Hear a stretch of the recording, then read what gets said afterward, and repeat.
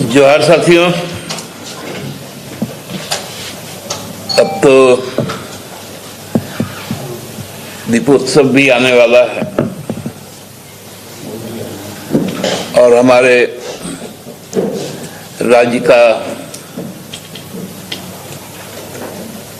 23 वर्ष पूरा होकर हम लोग 24वें वर्ष में प्रवेश करेंगे।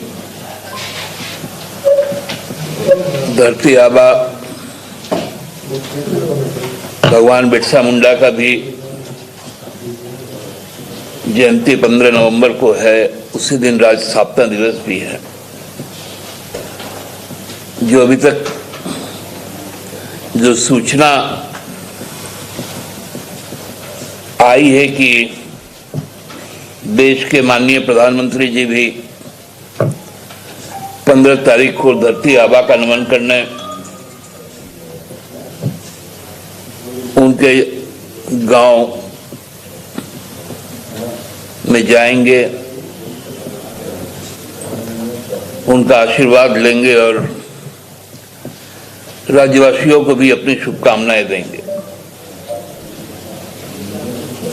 प्रधानमंत्री के तौर पर उनका यहाँ आगमन का हम लोग बहुत बेसब्री से भी इंतजार कर रहे हैं। इस आशा और विश्वास के साथ कि अपने शासन के अंतिम चरण में इस राज्य के साथ जो पिछले 10 वर्षों में स्थितियां बिगड़ी केंद्र सरकार के कारण, उससे कुछ निजात मिलेगा। जिस प्रकार 10 वर्षों में जो मदर ऑफ इंडस्ट्री कहा जाता था, जिसको देश के प्रधानमंत्री ने जिसकी आधारशिला रखी और हमारे ही राज्य के गुणी वाणी जो इंजीनियर थे कार्तिक उरांव जी, उनके द्वारा पूरे संरचना को मूर्त रूप दिया गया। लेकिन विगत भाजपा के शासनकाल में 10 वर्षों में लोग त्रस्त होते गए। एचईसी के कर्मचारी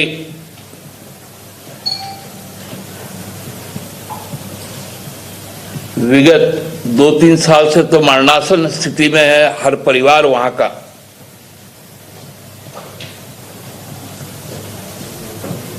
तो प्रधानमंत्री जी से हम लोग ये आशा रखते हैं और विश्वास भी करते हैं, क्योंकि वो जहां जहां जाते हैं तो सबके साथ अपना रिश्ता जोड़ लेते हैं। खासकर चुनाव के समय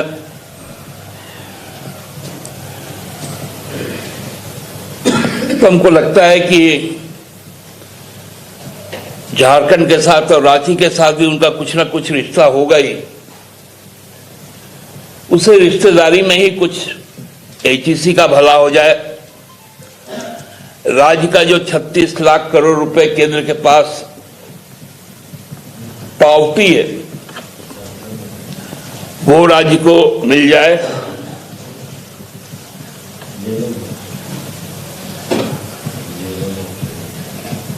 राज्य सरकार की जो महत्वाकांक्षी योजनाएं हैं, खासकर आदिवासी मूलवासियों के प्रति, उसमें केंद्र का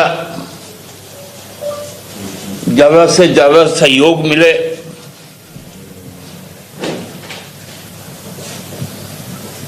इसका हमें विश्वास है कि वो जब आएंगे 15 तारीख को तो जरूर हमारी इस भावनाओं को ध्यान में रखकर कुछ घोषणाएं जरूर करेंगे।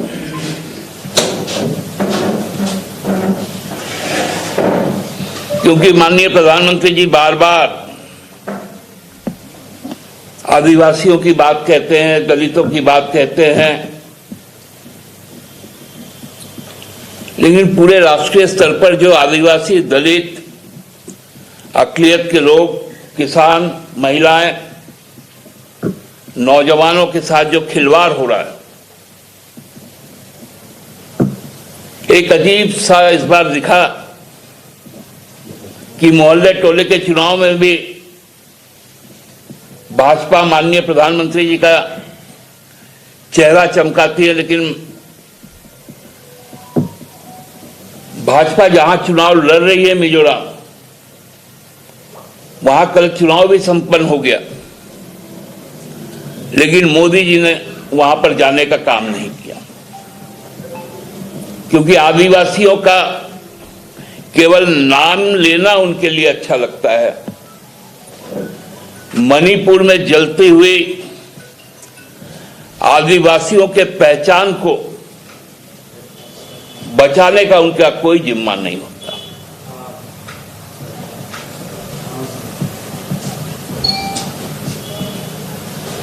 धरती आबा का जयंती और झारखंड राज्य का स्थापना, इसका योग तो है, लेकिन क्या ये भी संयोग है कि 15 तारीख को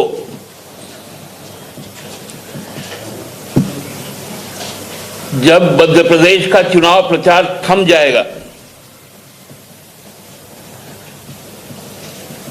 जो मध्य प्रदेश विधानसभा में एक बड़ी संख्या में आदिवासी आरक्षित सीटें हैं, क्या उनका यहां से उनका जो अभिभाषण होगा, क्या उसके टारगेट में कहीं वोट तो नहीं होगा? क्योंकि मुझे याद आ रहा है पिछले बार का जब स्थापना दिवस का कार्यक्रम था, तो देश की प्रथम आदिवासी महिला राष्ट्रपति ने अपनी स्वीकृति प्रदान की थी उस राजकीय समारोह में शामिल होने का। लेकिन अचानक क्या हो गया कि माननीय राष्ट्रपति महोदया झारखंड तो आई, लेकिन यहां के राजकीय समारोह में शामिल ना होकर मध्य प्रदेश में जनजातीय उत्सव में शामिल हो गए, जबकि कार्यक्रम झारखंड का बना था। क्योंकि उसके एक साल बाद मध्य प्रदेश में चुनाव होना है, और ये शायद प्रयोग है कि 15 तारीख को प्रधानमंत्री जी यहां पर आ रहे हैं, और कुछ यात्रा का भी वो शुरुआत करेंगे। जो सूचनाएं हैं कि उस यात्रा में सरकारी अधिकारियों को भी लगाया जाएगा,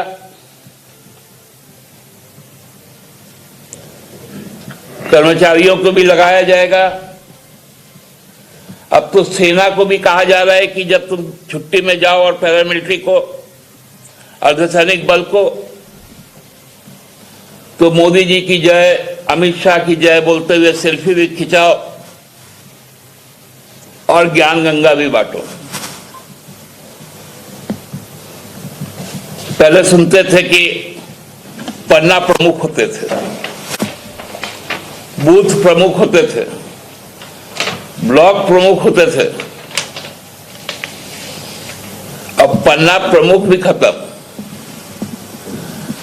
अब एक एक, क्योंकि चुनाव का सूचना के बाद राज्य सरकार के अधीन तो कर्मचारी रहते नहीं हैं,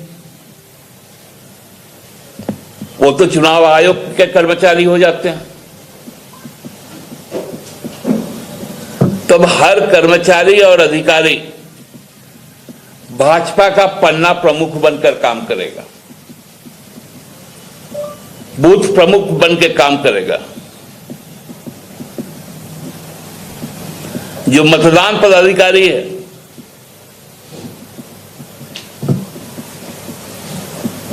क्योंकि चीजें संस्थागत तौर पे तो हर तरफ से बिखर रही है,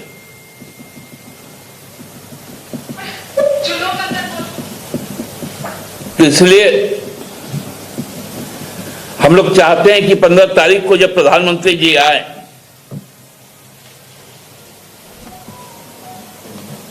कोई राजनीतिक कार्यक्रम उस दिन यहां ना हो भाजपा के द्वारा, क्योंकि उस दिन पूरे राज्य के लिए उत्सव का दिन है। धरती आबा का प्रेरणा का दिन है।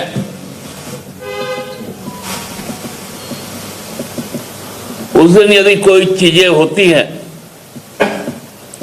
तो हमको लगता है कि सही दिशा में चीजें नहीं जाएंगी। पुनः अपील है कि आप नया कुछ दे तो नहीं सकते, लेकिन जो है एचईसी उसको बचा लीजिए प्रधानमंत्री जी, और नहीं तो लोग 2024 में आपको बताएंगे कि औद्योगिक विकास के नाम पर आपने जिस उद्योग समूह को आगे बढ़ाया और जो देश का ऋण था उसको कैसे बर्बाद किया। बहुत बहुत धन्यवाद। ये क्या जानकारी आपके पास है कि जो प्रधानमंत्री अभी तक तो हम लोगों के पास में जो सूचनाएं हैं कि वो सरकारी कार्यक्रम है। आदिवासी गौरव दिवस पिछले साल से उनका, लेकिन फिर कुछ यात्रा का भी सुन रहे, वो अभी पुष्ट नहीं है। यात्राएं तो निकाली जा रही, बिहार में भी इस तरह का है, वो अभी तक पुष्ट जानकारी है नहीं, इसलिए उस पर कोई कमेंट नहीं करें।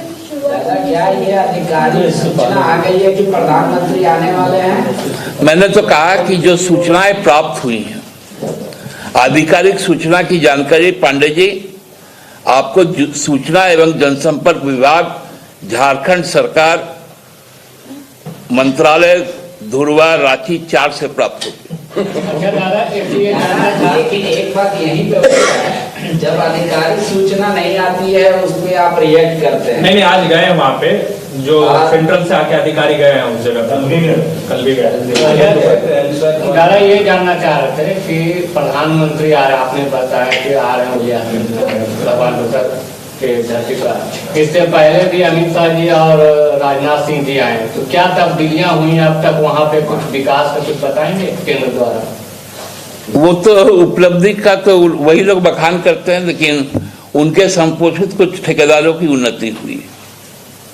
दादा, आपके राज्य में केंद्रीय एजेंसियों को डर लग रहा है। ईडी के बाद अब एनआईए ने भी गृह मंत्रालय को खत लिखा है सुरक्षा को लेकर।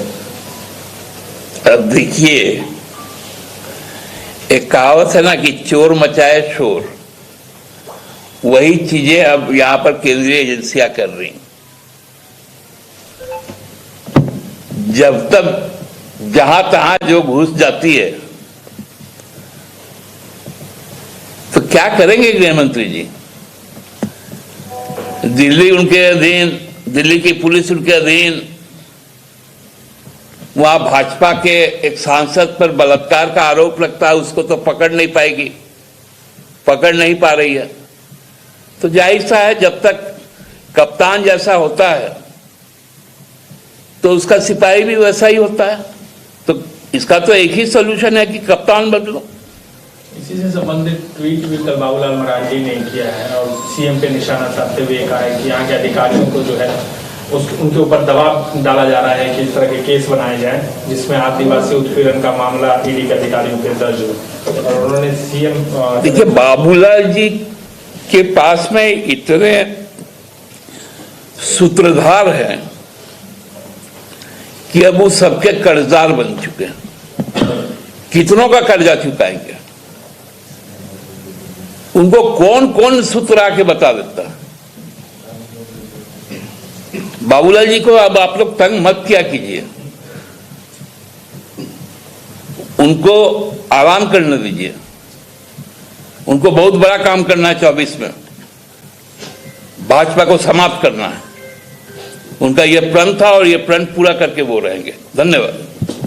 एनजीसी पे राज्य सरकार क्यों नहीं आगे बढ़ रही है? केंद्र को कहे कि हम ही को दे दो चलाने के लिए, है ऐसा प्रावधान भी कर सकती है सरकार। पांडे जी, आप केंद्र सरकार का पक्ष भी आने दीजिए ना, उसके बाद